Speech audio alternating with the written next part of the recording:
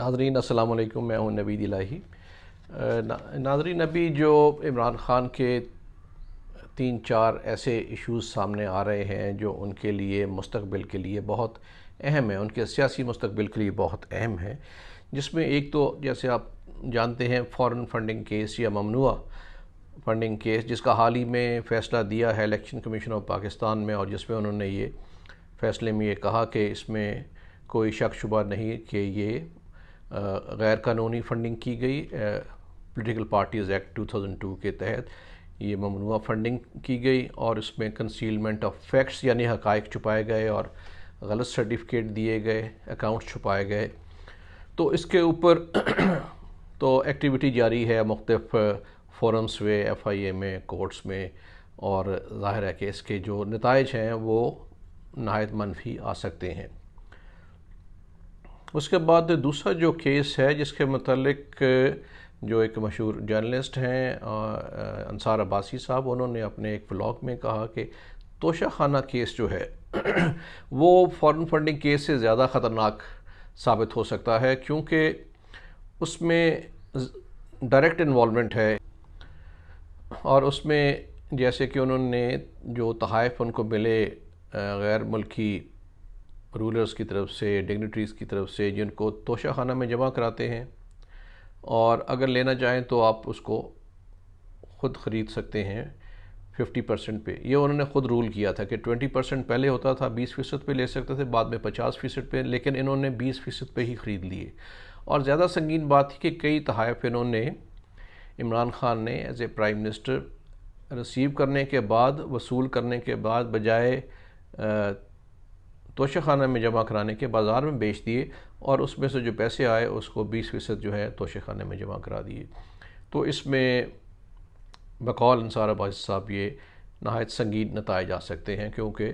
یہ اس میں تمام ثبوت موجود ہیں۔ تیسرا کیس جو ہے وہ لاس اینجلس کورٹ کی رولنگ تھی، جو ایک جج اینتھنی جونز کی ان کے بیٹی کے بارے میں، ٹیرن جیٹ کے بارے میں، کہ یہ اس کے والد ہیں، جس کو یہ انکار کرتے رہے ہیں۔ تو یہ 2018 میں جب الیکشن ہوئے تو ان کے جو بنو کانسٹیچوئنسی میں نیشنل اسمبلی کی انعام اللہ ان کے جو مد مقابل تھے، انہوں نے پشاور ہائی کورٹ میں جا کے کیس کیا کنسیلمنٹ آف فیکٹس کا، کہ حقائق چھپائے ہیں۔ انہوں نے لکھا ہے کہ ان کی اولاد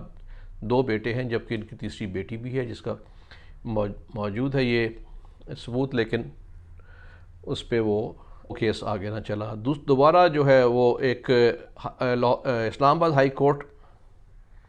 میں بھی ایک کیس کیا۔ عبدالوہاب بلوچ جو تھے جسٹس اینڈ ڈیموکریٹک پارٹی کے کینڈیڈیٹ تھے، انہوں نے یہ کیس کیا، مگر پھر انہوں نے پی ٹی آئی جوائن کر لی اور وہ کیس وڈرا کر لیا۔ اور یہی ایشو جو ہے اس پہ حافظ احتشام اسلام آباد ہائی کورٹ میں گئے، اور انہوں نے یہی کلیم کیا کہ انہوں نے کنسیلمنٹ آف فیکٹس کی ہے، ان کی بیٹی ہے، لیکن انہوں نے نہیں مان رہے، لیکن ثبوت موجود ہیں۔ تو جس پہ جسٹس اطہر من اللہ نے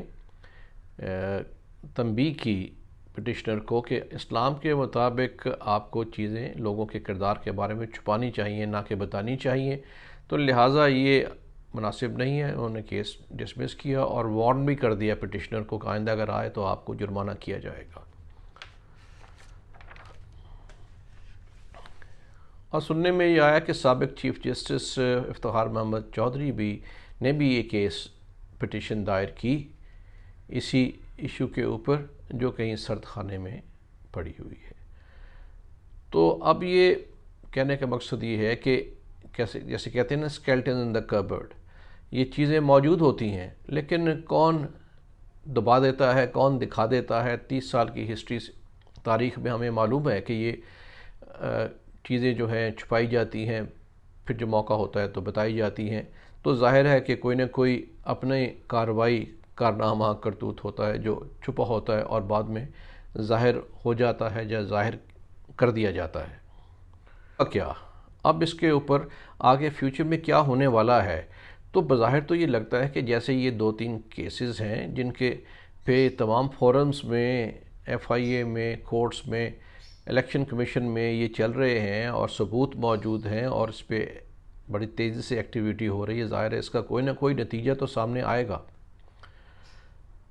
اور جتنی گھن گرج ہو رہی ہے ظاہر ہے بارش تو ہوگی۔ جنہوں نے دکھایا ہے وہ ڈانٹ ڈپٹ کے علاوہ اس سے آگے بھی جائیں گے۔ تو اب یہ دیکھنے کی بات ہے کہ یہ چند دنوں میں اس کے اوپر کیا نتائج آتے ہیں ان کیسوں کے سلسلے میں۔ کچھ اسٹریٹجسٹ جو ہیں، اور یہ دیکھنے کی بات یہ ہے کہ کیا اس پہ گرفتاری ہوگی پہلے یا نااہلی پہلے ہوگی عمران خان کی۔ تو جو کچھ لوگ ہیں جو اسٹریٹجسٹ سمجھ رہے ہیں وہ یہ کہہ رہے ہیں کہ بہتر ہے کہ پہلے گرفتاری کی جائے